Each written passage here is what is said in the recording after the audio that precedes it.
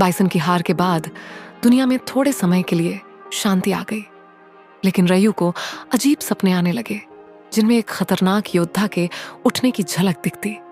इसी बीच दुनिया भर में ताकतवर लड़ाकों के गायब होने की खबरें आने लगीं।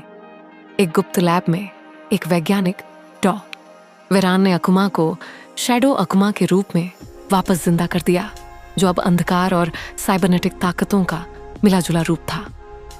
वह पहले से कहीं ज्यादा ताकतवर था और उन सभी लड़ाकों को खत्म करना चाहता था जो अंधकार को अपनाने से मना कर रहे थे।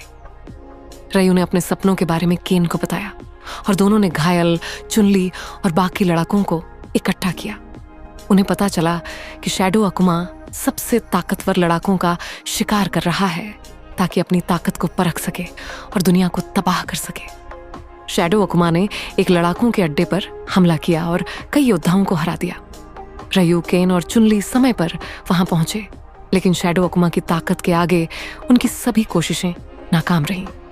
जाते जाते उसने एक डरावना संदेश दिया, और मेहनत करो, तुम्हारी मौत यादगार होनी चाहिए। लड़ाके अपनी असली ताकत को जगाने के लिए कड़ी मेहनत करने लगे।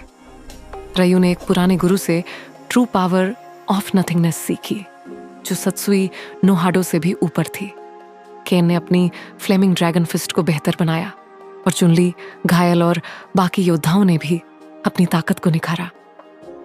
शैडो अकुमा ने लड़ाकों को फैंग माउंटेन की चोटी पर अंतिम लड़ाई के लिए बुलाया, जहां वह अपनी पूरी ताकत दिखाना चाहता था।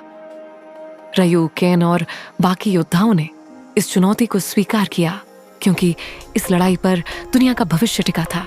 लड़ाई बहुत ही भयंकर थी। एक एक करके सभी लड़ाके गिरते गए और आखिर में सिर्फ रयू बचा। रयू ने ट्रू पावर ऑफ नथिंगनेस का इस्तेमाल करके अल्टीमेट हडोकन चलाया, जो शैडो अकुमा की हेलफायर वेव से टकराया। रयू की ताकत ने शैडो अकुमा के अंदर के अंधकार को मिटा दिया और अकुमा वापस अपने असली रूप में आ गया। हालांकि वह कमजोर हो चुका था, उसने महसूस किया कि असीम ताकत का कोई मतलब नहीं है और वह अंधेरे में गायब हो गया, ये वादा करते हुए कि जब रयू सच में तैयार होगा वह लौटेगा। लड़ाके ठीक हो गए और दुनिया को एक बार फिर बचा लिया। रयू ने अपने अंदर की शांति को पाया और नई यात्रा पर निकल पड़ा, अब ताकत की तलाश में नहीं, बल्कि दूसरों को उनकी असली ताकत खोजने में मदद करने के लिए। केन अपने घर लौट गया और चुनली न्याय की खोज में आगे बढ़ गई। इस तरह स्ट्रीट फाइटर्स की कहानी जारी रही।